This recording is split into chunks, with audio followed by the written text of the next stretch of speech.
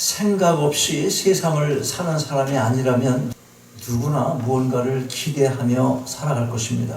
늘 의식적인 것은 아니라고 해도 아무런 소망이 없다면 그 삶은 육체의 본능적 욕구만을 채우고 살아가는 동물들과 크게 다를 게 없을 것입니다. 사람이 동물과 가장 다른 특징이 뭐겠습니까? 생각할 수 있다는 것입니다. 프랑스의 사상가 파스칼이 말했습니다. 인간은 생각하는 갈대다. 생각하는 건 좋은데 갈대가 문제입니다. 생각할 수 있다는 건 위대한 것이긴 하지만 가늘게 불어오는 소슬바람에도 흔들리는 게 연약한 인간의 생각이라는 것입니다. 그런데 이렇게 흔들리는 생각마저도 사람마다 또 생각이 다릅니다. 그럼에도 공통적인 것이 하나 있는데 그게 뭐냐면 누구나 자신이 아는 만큼만 생각할 수 있다는 것입니다. 여러분은 무엇을 알고 있으며 무엇을 생각하고 무엇을 소망하며 살아가십니까? 오늘 본문 말씀은 믿는 자들이 반드시 생각하고 기억하며 소망해야 할 어느 한 날, 앞으로 반드시 맞이하게 될 그 날을 말해줍니다. 오늘 2절 말씀 보면 그날에라는 말로 시작을 합니다. 그런데 여기서의 그날이라는 말은 전 설교에서 말씀드린 1절에서의 그날과 한 날인 거예요. 오늘 1절 말씀을 그래서 오늘 같이 읽었는데 그날과 한 날이라는 거예요. 그날과 같은 한 날이지만 일어날 내용이 전혀 다른 것입니다. 1절에서의 그날에 일어날 일들이 뭐였습니까? 1절 말씀 보면 그날에 7 여자가 한 남자를 붙잡고 말하기를 우리가 우리 떡을 먹으며 우리 옷을 입으리니 오직 당신의 이름으로 우리를 칭하게 하여 우리를 수치를 면케 하라. 그런 말씀이잖아요. 1절. 그 1절의 그날은 무슨 그날입니까? 수치를 당하는 그날입니다. 이것이 하나님의 심판의 결과로 일어나게 될 그날의 모습인 것입니다. 그런데 이 말씀을 대할 때 우리가 단순히 문자적으로 또는 역사적인 지식으로만 알고 지나간다면 성경이 가르쳐 주고자 하는 진정한 의미를 놓칠 수가 있습니다. 남자가 귀하니까 여자들이 참 시집가기 힘들었겠다. 웬만큼 생겨갖고는 어림도 없네. 그런 생각 들 수 있잖아. 금방 7명이 달려드는데 그 남자가 누굴 택할 것 같습니까? 가장 눈에 띄게 아름다운 여자를 택하겠지. 그런 생각 막 할 수 있잖아 우리가 이제. 그리고 남자인 사람은 무슨 생각해? 야, 남자 세상이네. 그때 태어났으면 참 좋았을 뻔했네. 그런 생각할 수 있단 말이죠. 그런 남자 세상. 이게 무슨 생각입니까? 죄로 물들어 있는 아주 인간의 타락한 속성에서 나오는 자동적으로 생각이 되어지는 그런 거예요. 이게 머리에 떠오르는 생각들. 우리가 뭐 이런 생각하는 것으로 끝나면 안 되는 것입니다. 지금 왜 이런 일이 생겼습니까? 심판에 의해서 그렇게 된 것입니다. 생각해 보십시오. 하나님의 심판의 결과로 그런 상황을 맞이하게 된 것인데 남자라고 해서 왜 고통이 없겠습니까? 여기서 7이라는 말은 많은 수의 사람을 가리키는 것이고 한 남자라고 할 때 이 하나라는 말은 아주 적은 수의 사람을 의미하는 것입니다. 특별히 법적인 위치를 갖지 못해서 불이익을 당하며 힘든 삶을 살아가는 여인들의 아픈 마음을 통하여 하나님의 심판이 어떤 것인지를 알려주고 있는 것입니다. 한마디로 강력한 경고입니다. 이미 많은 부분이 바벨론의 침략으로 이루어진 것이기도 하지만 앞으로 다가올 그날에 있을 심판이기도 한 것입니다. 그런데 2절 말씀을 보니까 여기도 그날이라는 말로 시작을 합니다. 그날에 이렇게 시작을 합니다. 새 번역 성경은 그날이 오면 이렇게 번역을 했습니다. 여기서 우리가 분명하게 기억할 것은 하나님께서는 하나님의 백성이 저지른 죄악을 심판하실 때 심판이나 징계나 그 자체에 목적을 두고 계신 것이 아니라 당신의 백성을 그들의 죄에서 돌이켜서 회복시키려는 데에 목적을 두고 계시다는 것입니다. 그런 의미에서 1절과 2절이 똑같이 그날에란 말로 시작하고 있음을 볼 때 심판과 회복이 동시에 일어나게 되는 것으로 해석을 할 수 있게 되는 것입니다. 자, 무슨 얘기냐면 이제 예수님이 오셔요. 앞으로 오실 그날입니다. 그날에 오시면 믿는 자에게 그날은 무슨 날입니까? 좋은 날이에요? 나쁜 날이에요? 좋은 날이지. 좋은 날입니다. 그런데 믿지 않은 사람에게는 무슨 날입니까? 같은 날인데, 같은 날이지만 내용이 틀린 거예요. 여러분, 그날이 어떤 날이 되기를 원하세요? 그날이. 우리가 이 그날이라는 문제를 정말 신경 써야 됩니다. 그날. 그러면 회복을 말하는 그날에 무슨 일이 일어납니까? 2절 말씀 같이 읽겠습니다. 2절 시작. 그날에 여호와의 싹이 아름답고 영화로울 것이요 그 땅의 소산은 이스라엘의 피난한 자를 위하여 영화롭고 아름다울 것이며. 자, 여기 여호와의 싹이란 무엇입니까? 장차 다윗의 가문을 통해 인간의 몸을 입으시고 이 땅에 오실 영광스러운 메시아 곧 예수 그리스도를 가리키는 것입니다. 이 예언은 2000년 전 1차적으로 이미 성취가 되었습니다. 오셨잖아. 초림하셨잖아요. 그러나 전에 여러 번 내가 말씀드린 대로 성경의 예언은 많은 경우 2중, 3중에 다중적인 의미를 가지고 있는데 여러 가지 의미가 있다는 거예요. 똑같은 예언인데도 불구하고 이 예언 역시 완전히 다 이루어진 것이 아닌 것입니다. 주님은 이 땅에 오셔서 십자가의 구속을 마치시고 지금 하늘 보좌에 앉아 계십니다. 때가 이르면 다시 오실 것입니다. 흔히 우리가 재림이라고 합니다. 그때가 바로 무슨 날? 그때가 바로 그날인 것입니다. 영화로우신 그분께서 그날에 영화롭게 하실 사람들이 있습니다. 2절 후반절 보니까 누구라고 합니까? 피난한 자. 피난한 자가 누구인지를 좀 더 설명해 줄 내용이 3절 말씀이에요. 거길 보면 시온에 남아있는 자, 예루살렘에 머물러 있는 자들이 나옵니다. 이들은 제약이 만연한 가운데서도 여호와 하나님의 언약에 신실하여 제약에 물들지 않고 여호와께 피한 백성들, 즉 남은 자들을 가리키는 것입니다. 특별히 우리가 주목할 대목은 생존한 자 중 농명된 모든 사람이라는 말씀이에요. 농명된 모든 사람. 이 농명된 모든 사람이라는 말은 하나님의 생명책에 기록된 자를 말하는 것입니다.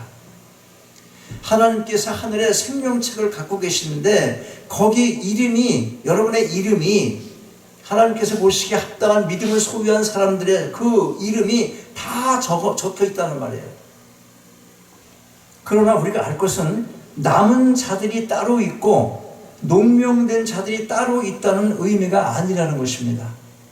남은 자들이 농명된 자이고 농명된 자들이 하늘의 생명책의 이름에 기록된 자들이 이 땅의 남은 자가 되는 것입니다.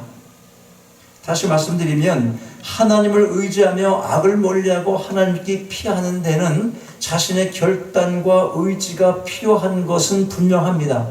그러나 우리가 반드시 기억할 것은 농명이 되지 않은 사람들, 즉 하나님의 생명책에 이름이 기록되지 않은 사람들은 절대로 하나님께 피할 수가 없게 되는 것입니다.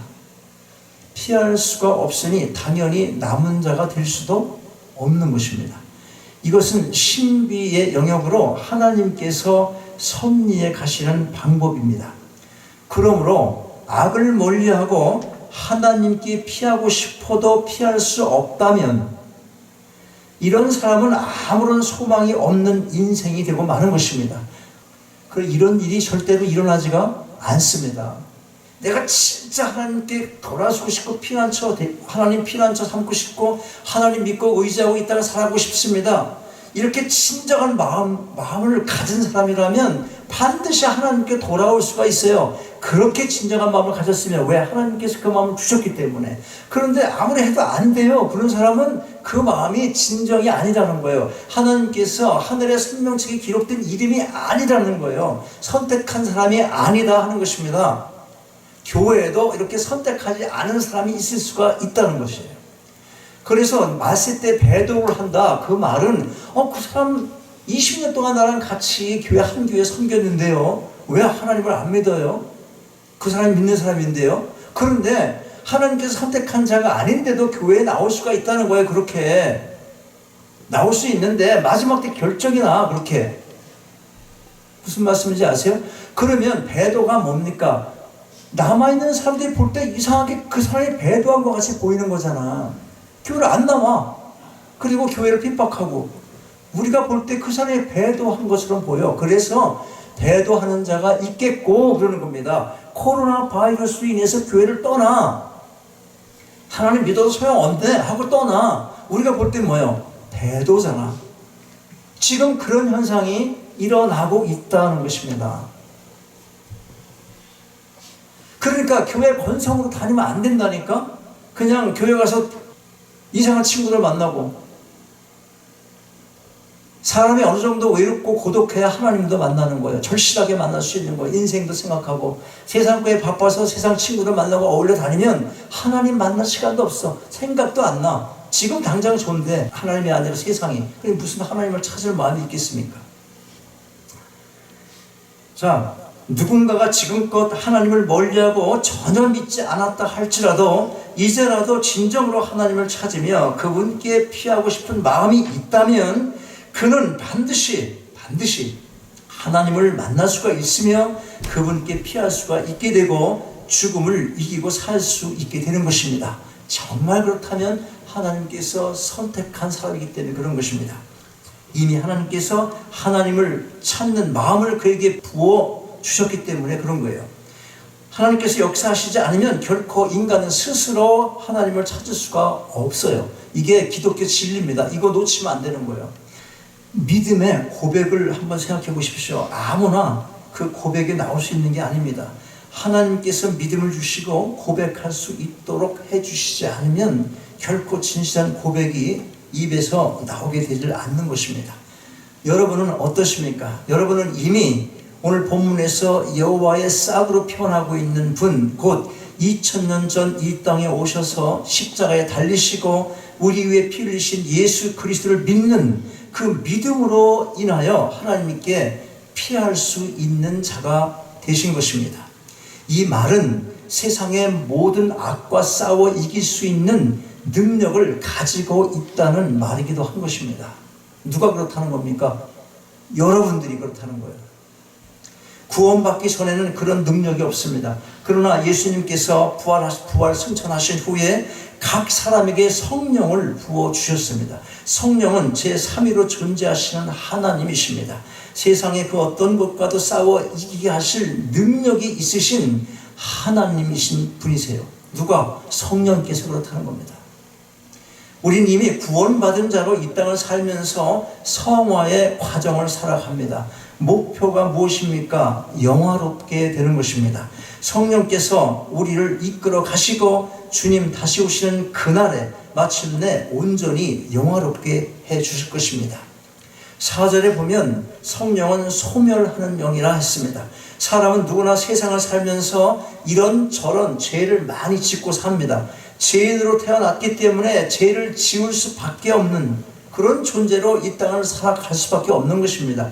흔히 믿는 자를 우리가 의인이다 그렇게 부릅니다. 그런데 뭘 알아야 하냐면 우리가 실제적인 삶이 의인으로 불릴 만큼 그렇게 거룩하고 깨끗하기 때문이 아니라, 그래서 의인이 아니라 예수 그리스도를 믿는 그 믿음으로 인해서 하나님께서 의롭다고 선언을 해 주셨기 때문에 그런 것입니다.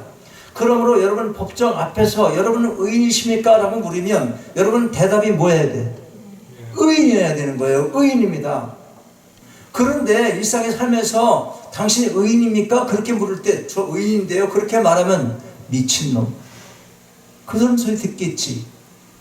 어떻게 해야 될 것 같아? 일상의 삶이 의인같이 보여야지 내가 떳떳하게 의인입니다. 실제 나는 법적으로만 의인입니다. 그런 말도 나만 알고 있는 거지 그 사람 모르기 때문에 그 말이 안 나오는 거예요. 내 속에서. 우리가 잘나고 죄 짓지 않기 때문에 하나님이 의인이다 그렇게 칭하는 게 아니라 예수를 믿는 그 믿음을 통해서 의인이라 칭하는 거예요. 그래서 그것을 뭐라고 그래? 신앙 용어로 이신칭의, justification. 그게 이신칭이에요. 여러분 의로운 사람이에요. 법적인 용어입니다. 죄를 져서 어떤 강간을 했던 사람이 여기 있어. 판사가 무죄 했어. 그러면 이 사람 죄인이 아니야. 감방에 안 가잖아. 죄인이 아니니까 안 가는 거야. 그런데 실제는 어때 이 사람이? 실제는 죄인이지. 우리가 그런 모습이라는 거야. 모든 죄를 깨끗하게 도말시키고 의인으로 하나님께서 불러주시는 것입니다.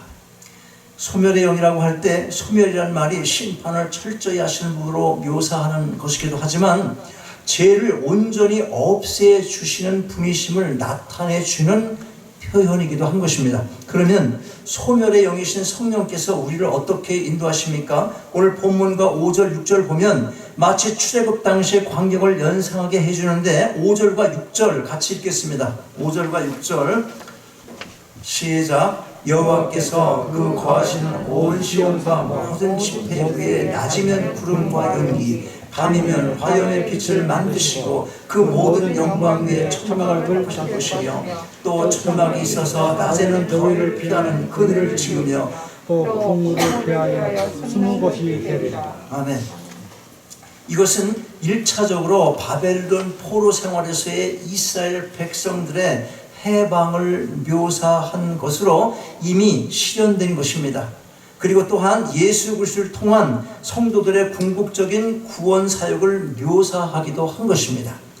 홍해를 건넌 이스라엘 백성의 광야 생활 어땠습니까? 얼마나 힘들었으면 그 사람들 뭐라고 원망하고 뭘 후회하고 있어요? 차라리 거기서 죽는 게 나을 뻔했는데 왜 여기 우리를 끄집어내서 모세한테 얼마나 많은 원망했습니까? 고생시키냐고.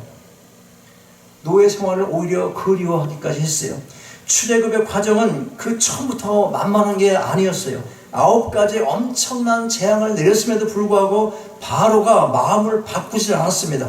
결국은 애굽의 장자를 다 죽이는 마지막 재앙을 당하고 나서야 비로소 이스라엘 백성을 내보내게 됩니다. 이때 하나님께서는 문설주와 인방의 어린 양의 피를 발라 표시하게 하심으로 하나님께서 애굽 땅을 치실 때에 그 집은 뛰어 넘어가십니다. 문설주와 인방에 바른 그 어린 양의 피는 바로 예수 그리스도의 보혈을 상징하는 것입니다. 출애굽 과정이 힘들었던 것처럼 하나님을 모르고 살아가던 인생이 예수님을 믿고 구원을 받게 되는 과정이 절대로 쉬운 것이 아닌 것을 알려주고 있는 것입니다. 많은 방해가 있습니다. 하나님께서 막아주시지 않으면 절대로 이겨낼 수 없는 장애물이 있고 유혹이 있게 되는 것입니다. 자, 그러면 홍해를 건넌 후는 어땠습니까? 홍해를 건넜어요. 강제 노역을 하는 고통으로부터는 자유함을 얻었지만 여전히 고통스러운 문제들을 직면해야 했습니다. 우선 기후가 너무 안 좋았어요. 광야 특성이에요. 그것이 광야 어떤 특성? 낮과 밤의 온도 차이가 너무 심해요. 너무 심해. 또 다른 환경도 안 좋지만 일단 그걸 이겨내기가 무척 힘이 든 것입니다. 온도 차이가 심하니까. 애굽에서의 탈출은 일단 구원을 상징하는 거예요. 출애굽은 구원을 상징하는 거예요. 일단 그러면 구원을 받았으면 좀 삶이 편해져야 되는데 전혀 그렇지를 못합니다. 애굽에서 나와서 광야에 들어왔으면 그게 구원이라면 출애굽을 했으면 이제 편해야 되는데 편하지 못한 거예요. 여러분 예수 믿고 고백해서 구원 받았으면 삶이 편해야 되는데 광야 같다는 겁니다. 여러분 이 상 삶이 하나님의 인도와 보호가 없다면 노예에서의 해방을 기뻐하기는커녕 오히려 광야에서 다 죽게 될 판입니다. 하나님께서 그걸 모르실 리가 없습니다. 그래서 하나님은 당신의 방법으로 그들을 인도하십니다. 낮에는 구름 기둥으로 광야의 뜨거운 햇빛을 가려주시고 밤에는 불기둥으로 추위를 맞게 해주시며 만나를 내려주시고 물을 나게 하셔서 목마름을 해갈시키시며 하나님의 타임 스케줄에 따라 가나안에 입성을 시키십니다. 40년이 걸렸습니다. 여러분, 이사야 선지자가 왜 이런 출애굽을 연상하게 하는 내용을 기록했겠습니까? 우리가 예수님을 믿고 구원을 받았지만 여전히 우리를 괴롭히며 방해하는 악한 세력과 세상을 살아가며 마주하게 되는 여러 문제의 장애물들이 있을 수 있다는 것, 그것을 알려주고 싶은 것입니다. 또한 그러한 방해 세력과 장애들과 싸워 이길 수 있는 힘을 하나님께서 공급해 주시면서 끝까지 보호하시고 인도해 주셔서 마침내 온전한 영화를 누리게 하실 것이라는 것, 그것을 알려주려는 것입니다. 믿는 자가 낙심하며 주저앉지 말아야 할 이유가 여기에 있는 것입니다. 그렇습니다.